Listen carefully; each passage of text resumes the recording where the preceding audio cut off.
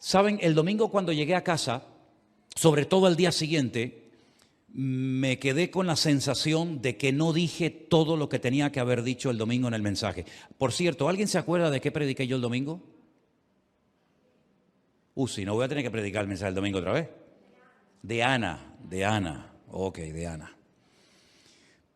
Pero salí con la sensación de que cosas que no quería decir las dije y cosas que quería decir no las dije. Entonces lo que hice al llegar a casa, tomé nota de algunas cosas que creo que son muy importantes que se digan referente a esta mujer y quiero compartirlas en esta noche. Pero vamos a hacer una oración un momentito y pedir al Señor que bendiga este tiempo de estudio de la palabra. Gracias, Padre Santo y Padre Bueno, te damos gracias, Señor, porque tú estás aquí en medio nuestro, Señor. Gracias porque podemos venir a alabarte, a exaltarte y a levantar tu nombre en alto, Señor.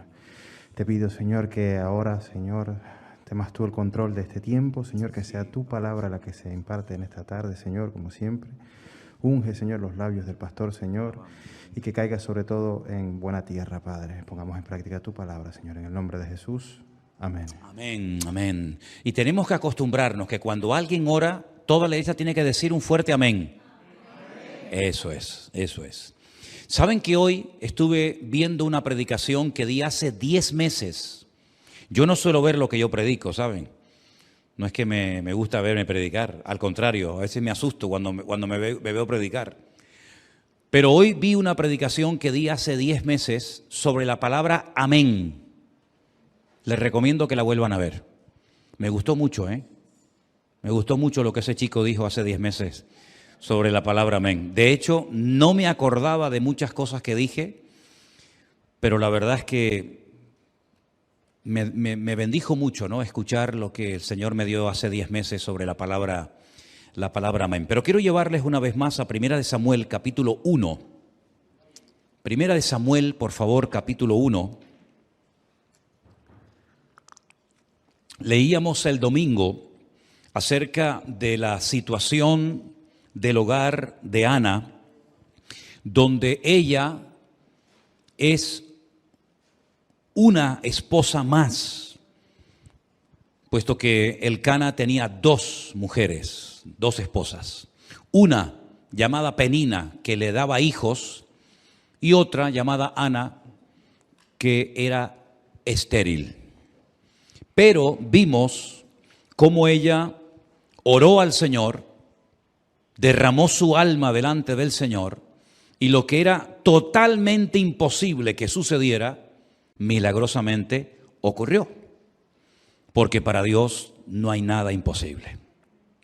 En aquellos días, en aquellos tiempos, en aquella cultura, cuando una mujer no podía dar a luz hijos, se consideraba que era una maldición, un castigo de Dios, por algo que tal vez había hecho ella o sus antepasados, y entonces generalmente las mujeres estériles se recluían en casa, les daba mucha vergüenza salir a las calles porque la gente, ya saben cómo es, comenzaban a hablar y a decir, bueno, sabe Dios lo pecadora que es, sabe Dios algo que habrá hecho y Dios le ha cerrado la matriz, en fin, todo eso. Pero ella un año subió a Shilo, que era donde durante muchísimo tiempo colocaron el tabernáculo que habían traído del desierto, y allí todos tenían que subir una vez al año a celebrar una serie de fiestas, como bien saben ustedes. Y en una ocasión, dice la Biblia, que ella con amargura de alma, versículo 10, oró al Señor y lloró abundantemente. Algunos piensan que como lloró abundantemente, el Señor escuchó su oración. Bueno, hermano, llorar no está mal, pero no es un requisito indispensable para que el Señor le oiga y para que mucho menos le responda a su oración. Si usted ora y no llora, no pasa nada. Pero si ora y llora, pues está bien, gloria a Dios. No vamos a pensar que es más espiritual la persona que llora mientras ora que aquella que ora y no llora, ¿no? Pero la Biblia refleja, la Biblia registra el hecho de que esta mujer con amargura de alma oró y lloró abundantemente. Y vimos también cómo ella hizo un voto que tampoco es obligatorio hacerlo cuando uno le pide algo al Señor. Ahora, alguien, si se pregunta a alguien en esta tarde aquí o en casa de los que nos están viendo, hoy en día yo puedo hacer un voto, hoy en día yo le puedo prometer algo al Señor.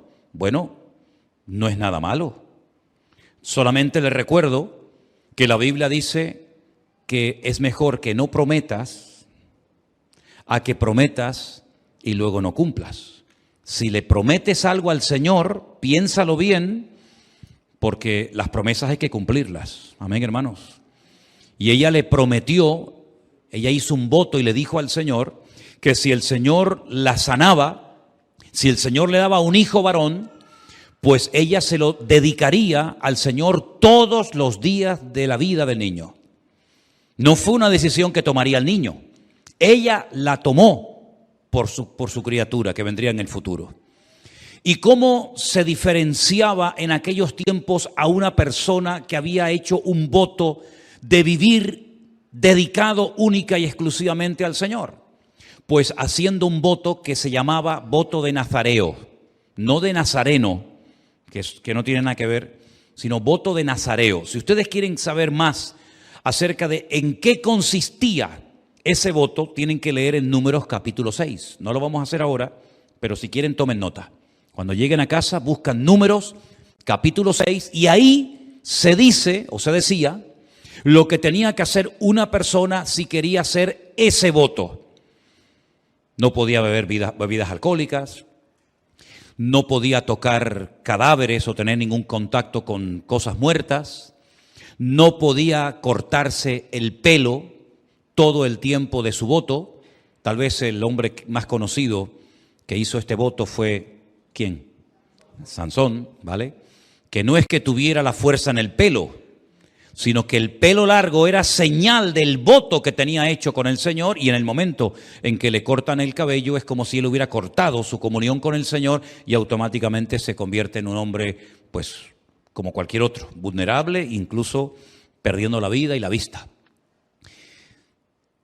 Dedicar a su hijo al Señor, sabiendo cómo estaba el liderazgo en aquella época, había que tener mucha fe. Porque si mucha fe tuvo que tener Ana para orar al Señor y pedirle un hijo y creer que el Señor se lo iba a dar, mucha fe tuvo que tener también durante el resto de su vida para poner a un niño pequeñito en las manos de un liderazgo corrompido, de un liderazgo que era un auténtico desastre en aquella época. Y no solamente me refiero al viejo Elí, sino a los hijos de Elí, Ofni y Fines, que como leímos el domingo pasado, en el capítulo 2, por ejemplo, versículo 12, dice que eran hombres impíos. Bené y Belial, más fuerte todavía lo que dice en hebreo, hijos del diablo. En español dice, bueno, eran hombres impíos, eran gente mala. No, pero es que en el texto original aún es más fuerte, eran hijos del diablo. Se comportaban como auténticos hijos del diablo. Y además añade, para colmo, que no tenían conocimiento de Dios. Entonces están ministrando, están sirviendo a un Dios que no conocen. Las costumbres de ellos eran terribles, se acostaban con las mujeres en la puerta del tabernáculo, mantenían relaciones sexuales con ellas, eran abusadores en cuanto al tema de las ofrendas. Bueno, eran un desastre, terrible. Y Ana, pensaba yo en casa en estos días, le podía haber dicho al Señor, Señor, te doy gracias porque me has dado un hijo. Recuerdo el voto, recuerdo la promesa que hice, pero Señor, no creo que sea sabio, no creo que sea correcto poner a mis hijos, a mi hijo, en este momento, en manos de esta gente. Porque ¿qué le van a enseñar a mi hijo? Desen cuenta que Ana no vivía allí. Ana vivía muy lejos de Shilo. Y una vez al año, durante unos poquitos días, 3, 4, 5, 6 días, era cuando tenía la oportunidad de volver a ver a su hijo. Pero hasta el año que viene no lo podía volver a ver.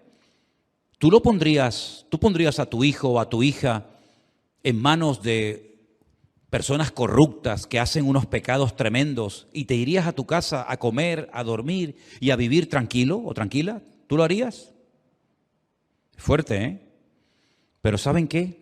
Yo veo en Ana una mujer de fe. Y eso que no se menciona su nombre en Hebreos 11. En la lista de las héroes de la fe, ¿saben? Que se mencionan a muchos nombres y también algunas mujeres. Lo que me llama la atención es que no se habla de ella. Claro, no se va a nombrar a todos, evidentemente, sino la lista de Hebreos 11 sería una lista interminable. Pero ella demostró fe antes y después de haber dado a luz. Antes porque era estéril y solamente Dios podía hacer un milagro. Y después porque durante toda su vida se desprendió de su hijo porque era lo que le había prometido al Señor. Y ella fue coherente con el voto, con la promesa que le hizo a Dios. Por eso dije hace un instante que si le prometes algo al Señor, piénsalo bien porque te comprometes a tener que cumplir el voto, la promesa que le has hecho al Señor. Algunos dirán, pero hoy en día o en el Nuevo Testamento hay gente que hacía votos, o eso era una cosa de los judíos en el Antiguo Testamento. Bueno, permítame decirles o recordarles que en el Nuevo Testamento un famoso predicador, ¿ya saben de quién estoy hablando? Dice que hizo un voto.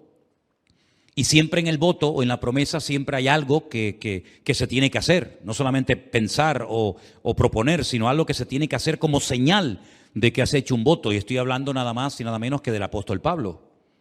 ¿Se acuerdan? Dice que hizo un voto. ¿Y cuál fue la señal de su voto? ¿Alguien recuerda? ¿O estoy hablando de algo que no conocen? Se rapó la cabeza, se rapó el pelo. Bueno, parece ser que hoy en día hay muchos que han hecho esa promesa, ¿no? Parece que hay muchos devotos nazareos, ¿no? O bueno, en este caso no podrían ser nazareos porque se tienen que dejar crecer el pelo, ¿no? Pero en el Nuevo Testamento yo veo a un hombre que hizo un voto y la señal del voto es que se rapó la cabeza.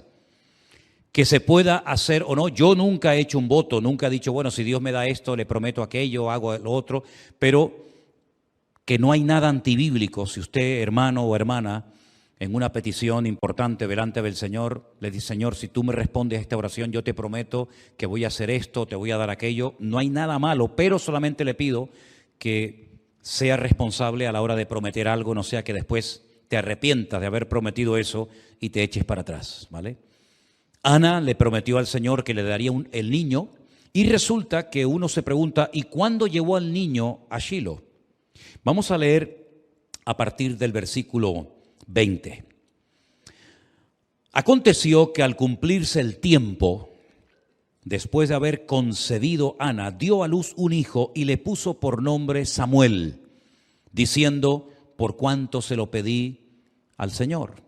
Después subió el varón Elcana con toda su familia, con Penina y con sus hijos, para ofrecer al Señor el sacrificio acostumbrado y su voto. Pero Ana no subió, sino que le dijo a su marido, yo no subiré hasta que el niño sea destetado, para que lo lleve y sea presentado delante del Señor y se quede allá, ¿cuánto tiempo? Para siempre. No es que lo voy a llevar al niño un par de añitos y después me lo traigo a casa. No, no, yo lo entrego para siempre, porque fue el voto que le hizo al Señor. Y entonces Elcana, su marido, le dijo, haz lo que bien te parezca. Quédate hasta que lo destetes, solamente que cumpla el Señor su palabra. Y se quedó la mujer y crió a su hijo hasta que lo destetó. Perdonen que haga esta pregunta. ¿Hay alguna hermana aquí que esté dando el pecho? Vanessa, ¿no? ¿Hasta qué edad tiene más o menos pensado darle el pecho al chiquitín? No, el padre no tiene mucho que decir en esto, ¿no? Yo sé que antiguamente, por lo menos aquí en Canarias, y me imagino que en los países de algunos de ustedes, los niños tomaban leche hasta bien entraditos, porque yo he visto niños que corrían y ya casi hablaban y de vez en cuando la madre tenía que darle el pecho. Yo estuve averiguando hasta cuánto tiempo se le daba el pecho a un niño en los tiempos de la Biblia y he leído entre 3 y 5 años. Algunos están hasta los 40, ¿eh? Algunos están toda la vida chupando, ¿eh? Pero bueno, dejar a un niño de 3 o de 5 añitos lejos de tu casa con gente prácticamente desconocida, con la mala fama que tenían, porque lo que hacían los hijos de Elí no lo hacían en secreto. Todo el país sabía que eran unos sinvergüenzas, que eran unas personas corruptas y que el testimonio que estaban dando era terrible. Dice que eran hijos del diablo, Bené y Belial, hombres impíos, sin conocimiento del Señor. Repito, ¿tú lo dejarías? Es fuerte lo que estoy diciendo, ¿verdad? Pero ella lo hizo. Pero eso no es nada en comparación con lo que el Señor le pidió a Abraham. Entrégamelo y sacrifícamelo y pónmelo sobre un altar, ¿verdad? Ana fue coherente y lo que hizo fue que cumplió con su voto y puso a su hijo en las manos del Señor. Y yo creo que aquí hay una lección para todos los que somos padres. Sobre todo para los que tienen ahora hijos pequeños, ¿no? Pues ya mis hijas ya están grandes, pero sobre todo para los que tienen niños pequeños, tal vez en edad escolar, que están ahora por ahí en la escuela dominical. No tengas miedo. Ponga a tus hijos lo antes posible en las manos del Señor, porque el Señor los va a cuidar mucho mejor de lo que lo podríamos hacer tú y yo juntos. El Señor cuidará de ellos. Si el Señor te lo dio, el Señor te lo cuida. El Señor no los va a abandonar. Cuando lo lleves a la puerta del colegio y allí lo dejes, y sabes que va a pasar horas allí adentro, pues escuchando y viendo cosas que no enseñan en casa ni en la iglesia, tranquilo, tranquila.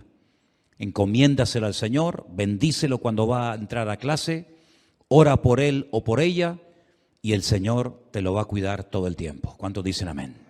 Con esa fe tenemos que vivir hoy en día los padres, porque lógicamente hay esa carga, ¿no? Esa preocupación. ¿Qué le estarán enseñando a mi hijo? ¿Qué amistades está haciendo? ¿Cómo será el profesor? ¿Cómo será la maestra que le está dando clase? Etcétera, etcétera. Mira el ejemplo de Ana. Lo dejó en el peor lugar, con la peor gente, pero en medio de ese ambiente de corrupción, Dios lo cuidó de tal manera que era él un ejemplo para los grandes, hasta el punto que recibía palabra, revelación de Dios, tanto para Elí como para todos los que estaban allí dentro. Y Dios lo cuidó espiritualmente, físicamente, y llegó a ser un gigante de la fe, y gracias a la vida de Samuel, el pueblo de Israel no terminó totalmente corrompido, porque había un varón de Dios, pero detrás de él había una madre que oraba por él y que lo consagró al Señor todos los días de su vida. ¿Cuántos dicen amén? Un ejemplo tremendo. Pero hay otra cosa que se me olvidó decir el domingo, se me pasó, y que quiero que la leamos juntos en esta noche. Yo voy a pedirles que lean juntamente conmigo el versículo 18. Estamos en Primera de Samuel, capítulo 1, versículo 18. Ahí tienen en la pantalla el texto por si quieren leerlo en alta voz conmigo. Y dice así: y ella dijo: halle tu sierva gracia delante de tus ojos. Y se fue la mujer por su camino y comió y no estuvo más triste.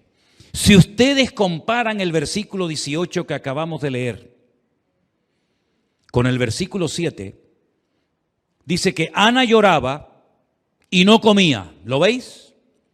Ana lloraba de tristeza, de amargura, y no comía. Se le cerró el estómago. ¿No te ha pasado cuando estás nervioso, cuando estás preocupado, que se te van las ganas de comer? A otros no. Yo sé que a otros están nerviosos y les da por comer. Y comen como lima. Pero generalmente se les cierra el estómago, ¿verdad? A la gente que está preocupada, nerviosa, angustiada, preocupada. Y eso le pasó a Ana. No quería comer. No quería comer. Lloraba y lloraba y lloraba de esa pena tan grande que tenía. Pero mira, otra vez, versículo 18 dice: se fue la mujer por su camino, comió, cosa que antes no hacía o no podía, y no estuvo más triste. ¿Saben lo que me venía a la cabeza cuando leía este versículo? Y no estuvo más triste. Cuando Felipe se encontró en el desierto con aquel etíope eunuco que venía sentado en el carro leyendo una porción del profeta Isaías, dice que se bautizó, evidentemente reconoció al Señor Jesucristo como su Salvador personal, y dice, y siguió gozoso su camino. Esto fue lo que le pasó a Ana. Ahora, fíjense bien, vamos a hacer un esfuerzo con nuestra mente, con nuestra imaginación y ponernos en su lugar. Está hecha polvo, con el estómago cerrado, un manojo de nervios, preocupada, angustiada, amargada, afligida. Ponle todos los adjetivos que quieras. Se pone a orar, llora, derrama su alma delante del Señor.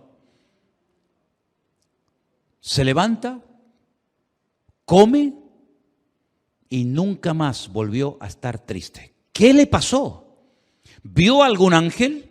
¿Se le presentó Gabriel o se le presentó algún ángel? ¿Tuvo alguna visión? ¿Entró en éxtasis y el Señor le trajo una palabra del cielo y vio ángeles, serafines y querubines? Nada. No vio nada, no se le apareció nadie, no sintió nada, oró, se levanta de la oración, se pone a comer, se le va la tristeza y vuelve a su casa y al año siguiente tiene en sus brazos nada más y nada menos que aquel gigante de la fe llamado Samuel. ¿No deberíamos nosotros hacer lo mismo? Pregunto, ¿sí o no? ¿No deberíamos actuar igual? ¿Te estás cargado? ¿Estás preocupado? ¿Angustiado por lo económico, con los hijos, en fin, con lo que sea? Hagamos lo que hizo Ana, porque funcionó. Y lo que funciona hay que imitarlo y hay que hacerlo. Ponte de pie, de rodillas, sentado, como quieras. Ora, presenta tu vida, tu petición delante del Señor. Desahógate y llora y clama y haz lo que quieras delante de la presencia del Señor. Cuando digas amén, te levantas, comes, y se acabó. Y no vamos a estar otra vez con lo mismo, hablando de lo mismo, triste, llorando, preocupado, angustiado, que mira que no me llamó, mira que sí me llamó, mira lo que me dijo, mira que no sé qué. Se acabó, hermanos. Cambió por fuera y por dentro. No comía, ahora como. Estaba triste, ahora estoy alegre. Antes no se podía estar al lado de ella porque estaba siempre de mal humor, irritada, preocupada, nerviosa. Ahora da gusto estar al lado de esta mujer. Es otra mujer. Cambió completamente. Fíjate cómo cambió, que yo el domingo les recuerdo que leí todo el cántico, toda la oración profética del capítulo 2. Que les voy a pedir que esta noche, si puede ser y se acuerdan, vuelvan a leerla, por favor, antes de dormir o en la cama, cojan su Biblia y lea 1 Samuel 2, del 1 al 11, donde esta mujer es otra completamente. Se goza, se alegra, profetiza, le atribuye al Señor cosas que nadie había visto hasta ese momento. Y déjenme que les dé un dato que me llamó la atención. Es la primera vez en la historia bíblica, y lo voy a leer en el versículo 10, que ella dice: el Señor juzgará a los confines de la tierra y dará poder a su rey y exaltará el poderío de su ungido. Es la primera vez que una persona, en este caso una mujer, menciona la palabra ungido. Claro, algunos dicen, bueno, ¿se refería al rey David? No digo que no. Pero sin lugar a dudas, el ungido, el Mesías, por excelencia, ¿quién es? Nuestro Señor Jesucristo. Fíjense el cambio del capítulo 1. En el mismo capítulo 1 se ve una mujer al principio y una mujer diferente al final. Y ya en el capítulo 2 es un encanto de mujer. Una mujer que ora, que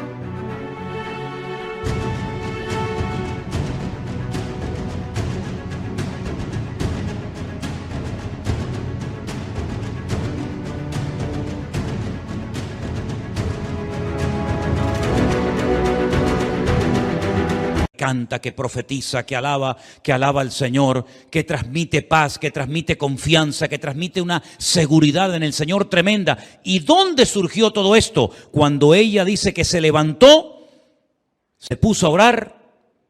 Y fíjate qué curioso que caí en el detalle en el versículo 9. Dice, se levantó Ana después de que hubo comido y bebido en Silo. Y mientras el sacerdote Elí estaba sentado en una silla junto a un pilar del templo del Señor. ¿Por qué dice dónde estaba sentado el sacerdote? ¿Qué más da? Tiene que tener alguna razón de ser. Que diga que ella se pone a orar cerca del pilar, de la columna, donde hay un hombre sentado, y ese hombre era el sacerdote Elí. Saben que los judíos en aquel tiempo y hoy en día, en las puertas de su casa, entrando a mano derecha, así en un costadito, ponen una cajita, un tubito, que lo llaman la mesuzá, donde dentro hay versículos de la Biblia. Y cada vez que entran o salen de la casa, lo tocan, lo besan y le dan gracias al Señor por su palabra. ¿Qué versículos hay dentro de esa mesuzá, dentro de esa cajita o de ese tubito? Antes teníamos por ahí una, en la puerta de mi casa tengo otra. Pues uno de los versículos que aparece es aquel que dice, escucha Israel, el Señor nuestro Dios uno es. Y amarás al Señor tu Dios con todo tu corazón, con toda tu alma y con todas tus fuerzas, ¿verdad? El famoso Shema, donde se recuerda que el pueblo tiene que obedecer a Dios, que Dios oye, que Dios es uno, que es nuestro Dios, que no es un Dios frío, lejano y distante. Allí estaba sentado el sacerdote Elí, en un pilar donde había textos bíblicos metidos en esa mesuzá, pero dice que no había conocimiento del Señor. Y cuando hoy leía en el capítulo 3, verso 1, que el joven Samuel ministraba al Señor en presencia de Elí y la palabra del Señor escaseaba en aquellos días y no había visión con frecuencia, a mí me llamó la atención la palabra escaseaba y la busqué la palabra escasear para ver cómo se decía en hebreo y resulta que no sale la palabra escaseaba, sino que la palabra que sale es rara. El texto debería haberse traducido de la siguiente manera, y la palabra de Dios era rara en aquellos días. ¿No te ha pasado que estás hablando con un amigo de fútbol, de política, del tiempo, pero en el momento en el que hablas de Dios, de Cristo, de la Biblia, le cambia la cara? Porque parece que tiene delante a un bicho raro. ¿No te ha pasado eso? Como diciendo, uy, cuidado con este, ¿no? Cuidado con esta.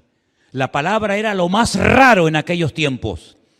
Y resulta que quienes tenían que predicarla no la predicaban porque no la conocían, porque para ellos era rara la predicación de la palabra de Dios en aquel tiempo. Así estaba el pueblo, descontrolado, desanimado, deprimido, sin palabra de Dios, sin presencia del Señor, con un ritual religioso que iban a Shilo, presentaban sacrificios de animales, pero no había palabra, no había bendición, no había nada. Y cuando el Señor quería hablar, tenía que utilizar a un niño, porque era más sensible un niño a la voz de Dios que aquellos hombres que profesionalmente se dedicaban a la religión, pero que de espirituales no tenían absolutamente nada. Y esto me ha golpeado mi alma y mi corazón, porque a veces se puede estar trabajando para Dios sin conocer a Dios.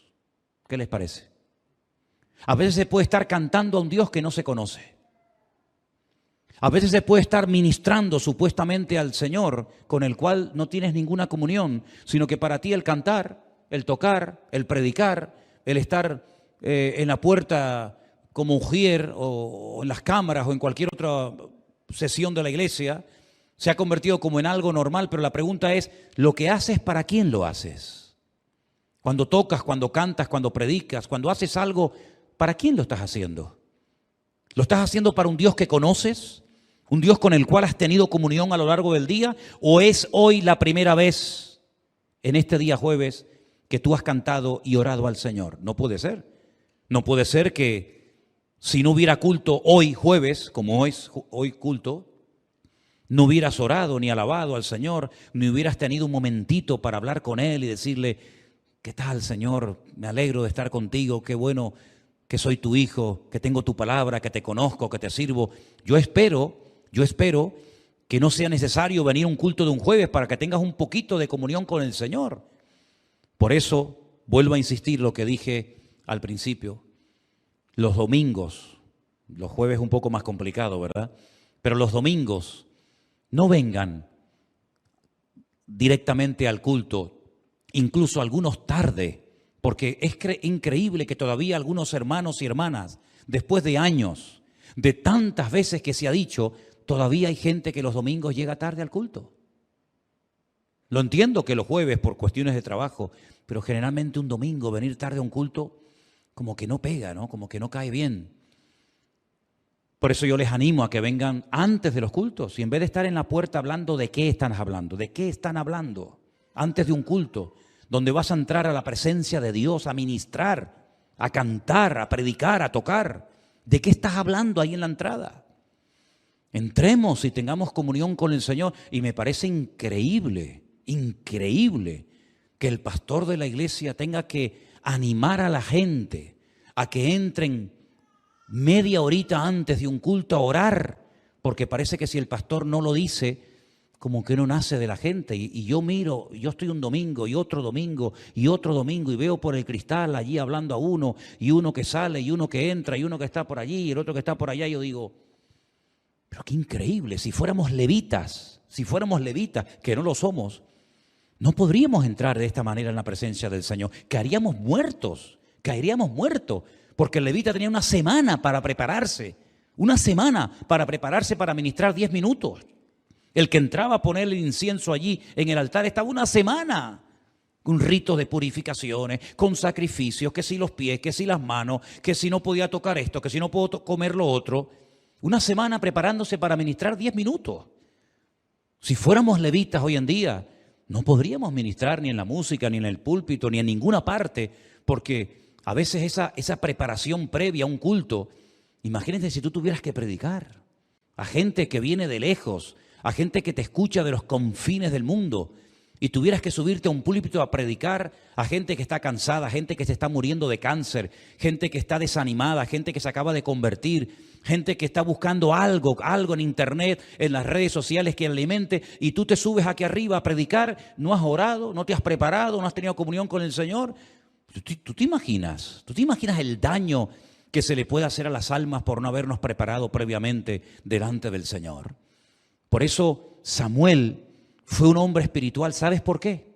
Yo te voy a decir por qué Samuel fue un hombre espiritual. Porque su madre era una mujer espiritual. Una mujer que amaba al Señor. Y una madre que ama a Dios le transmite eso a sus hijos, sí o sí. ¿Sabes cuál es el mejor espejo en el que tú como madre y tú como padre te puedes ver? ¿Sabes cuál es tu mejor espejo? Tus hijos. Ese es tu verdadero espejo. Si aman al Señor, si leen la palabra, si tienen respeto a las cosas de Dios. La escuela dominical no está para educar a los hijos, está para ayudar a los padres como un refuerzo una vez a la semana para reforzar la enseñanza y el ejemplo que están viendo en papá y en mamá en sus hogares. A mí me llama mucho la atención que este niño, cuando fue al templo, no fue para que le enseñaran a ser espiritual. Ese niño, con 3, 4, 5, ponle 8 años, era más espiritual que todo un sacerdocio de la época. ¿Y dónde aprendió esa espiritualidad? ¿Dónde aprendió ese respeto a Dios? Que dice, yo lo leí esta mañana, dice que no dejaba caer a tierra ni una sola palabra del Señor.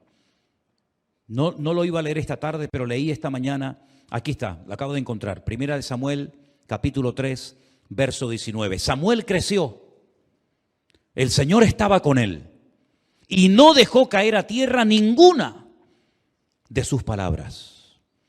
Para él la palabra era algo increíble. Todo lo que oliera bendición, todo lo que oliera a Dios, allí estaba Samuel. Allí estaba Samuel. Que había que levantarse temprano, abrir las puertas del tabernáculo, allí estaba Samuel. Que había que encender las lámparas, allí estaba Samuel. Que había que cerrar las puertas, allí estaba Samuel. No desperdiciaba ni una sola oportunidad para aprender, para madurar, para servir al Señor.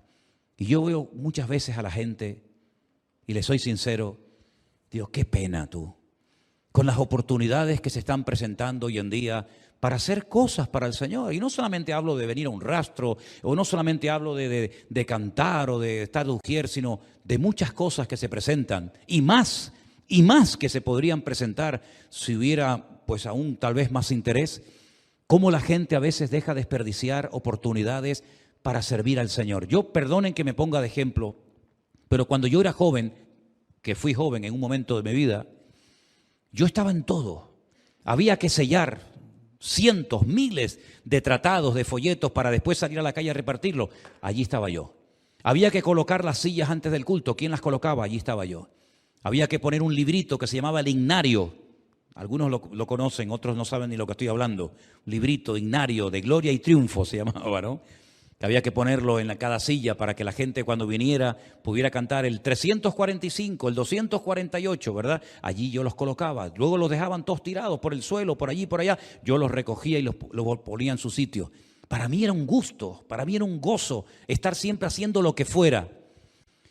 Bueno, yo me gocé haciendo pequeñas cosas que a lo mejor nadie quería hacer. Y yo creo sinceramente que eso de alguna manera el Señor lo recompensa y el Señor lo ve y el Señor lo ve en algún momento determinado. Claro, hoy en día eso ya no lo hago, aunque si tengo que hacerlo no hay ningún problema.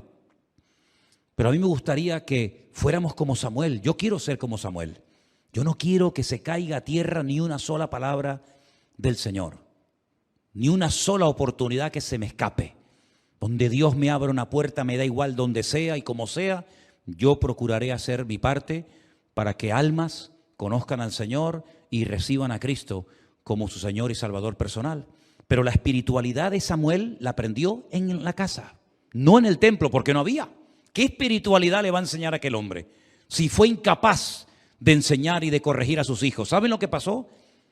No quiero extenderme mucho esta noche, pero si ustedes leen el capítulo 3, cuando el Señor se le presenta una noche y le habla con voz audible, escuchen, con voz audible a Samuel, y él recibe una revelación de lo que el Señor va a hacer con la casa de Elí, con sus hijos. Tremendo. Cuando al día siguiente Elí le dice, hijo mío, ¿qué te dijo el Señor? No tengas miedo, dímelo todo, no me ocultes nada. Y Samuel abre su corazón y le comparte todo lo que el Señor va a hacer.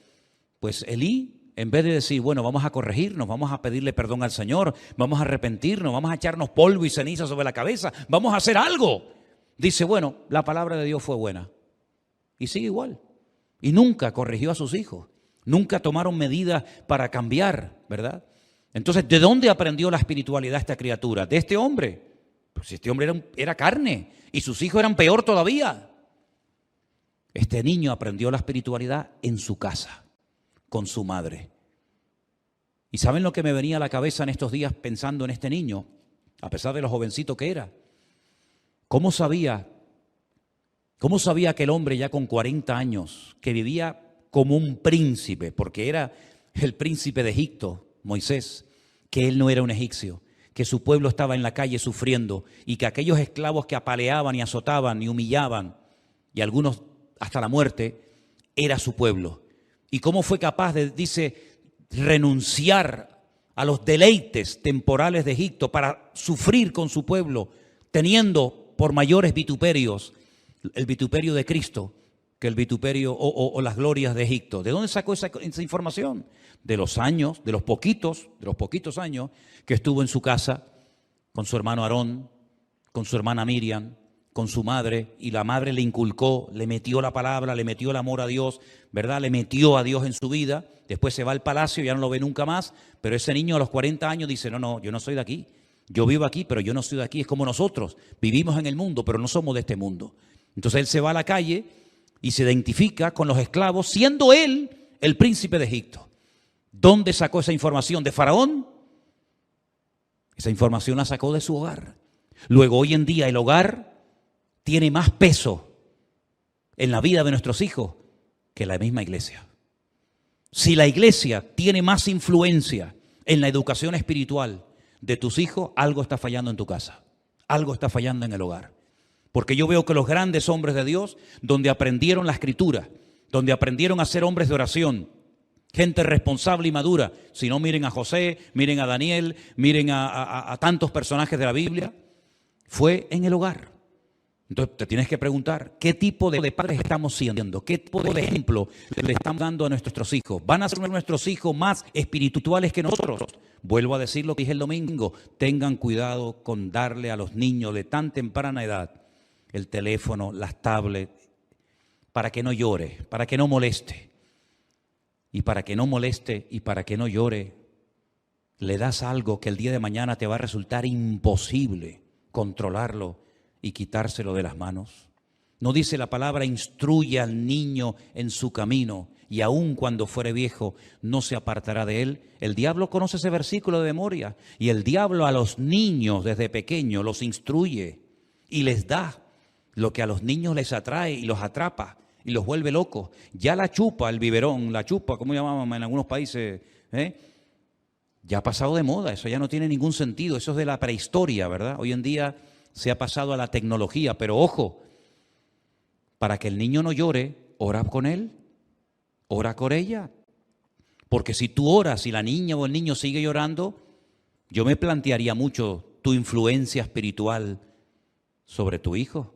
Porque hace años yo me acuerdo en iglesias que los niños estaban inquietos y llorando, y yo lo he visto, cómo el padre o la madre o el mismo pastor o un hermano se juntaban allí y oraban con el niño, con la niña y se quedaba dormido. Y eso hace años que yo no lo veo en las iglesias, pero yo lo vi en mi juventud. Porque los niños siempre han sido revoltosos y siempre han sido inquietos y lloraban y ¿verdad? Pero allí estaba el papá, yo no sé lo que le hacía, ¿verdad? Lo cogía, le ponía las manos, oraban y tal, y el chiquillo, ¡pum!, se quedaba anestesiado. Yo no lo he visto eso hace ya muchos años. Sino, toma, para que se calle. Entonces, veo un hombre espiritual porque en el hogar había espiritualidad y había amor de Dios.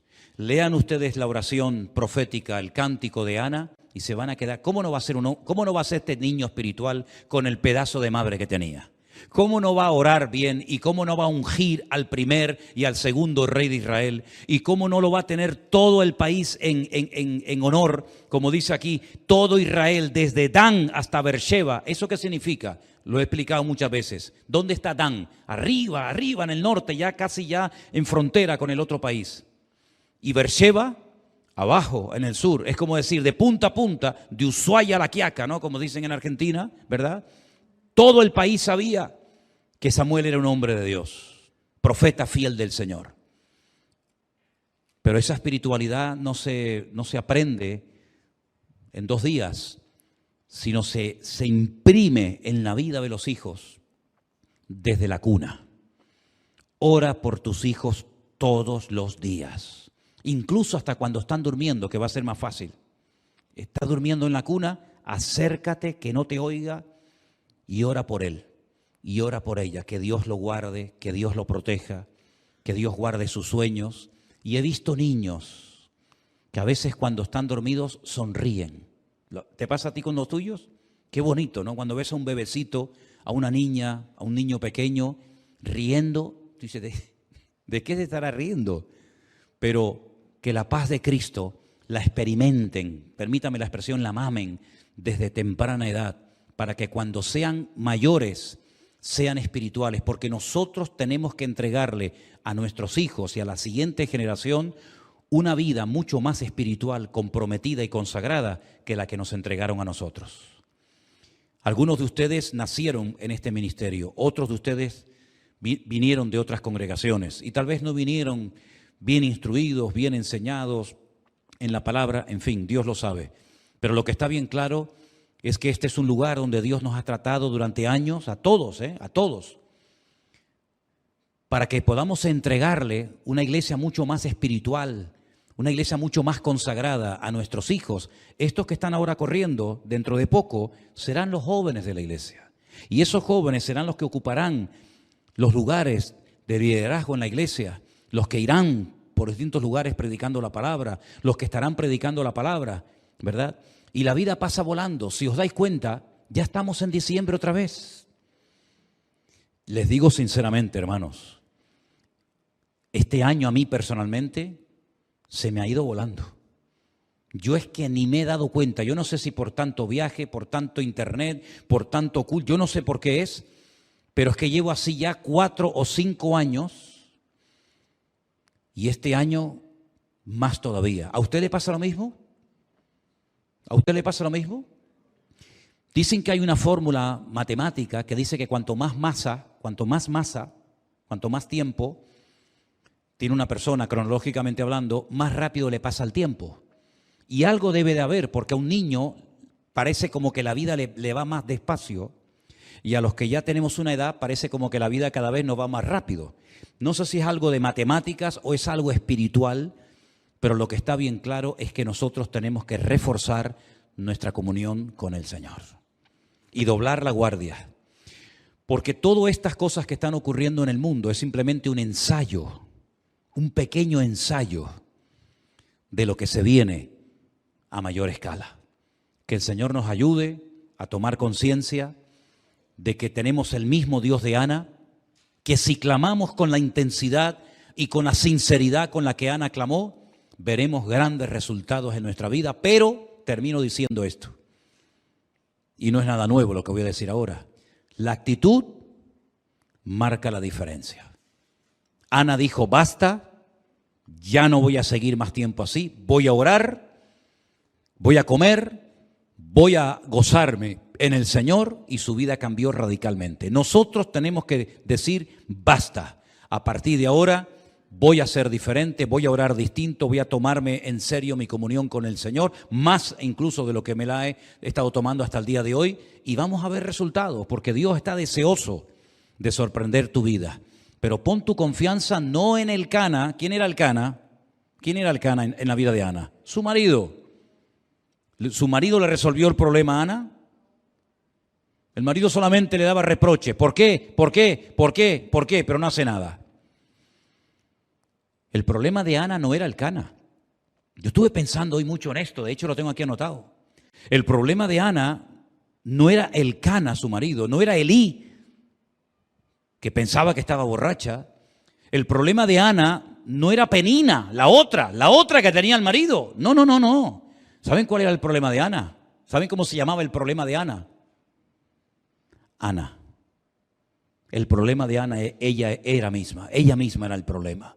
Cuando ella misma se venció, se conquistó, se humilló delante del Señor, ella misma se convirtió en su mejor aliado. Y siempre he dicho que nuestro mayor enemigo somos nosotros mismos. Que el Señor nos ayude a superar todas nuestras debilidades, y cuando estés con la soga al cuello y ya estás al borde de la desesperación, hagamos lo mismo que hizo Ana, hagamos lo mismo que hizo David, hagamos lo mismo que hizo José, hagamos lo que han hecho todos nuestros hermanos a lo largo de la historia. Orar.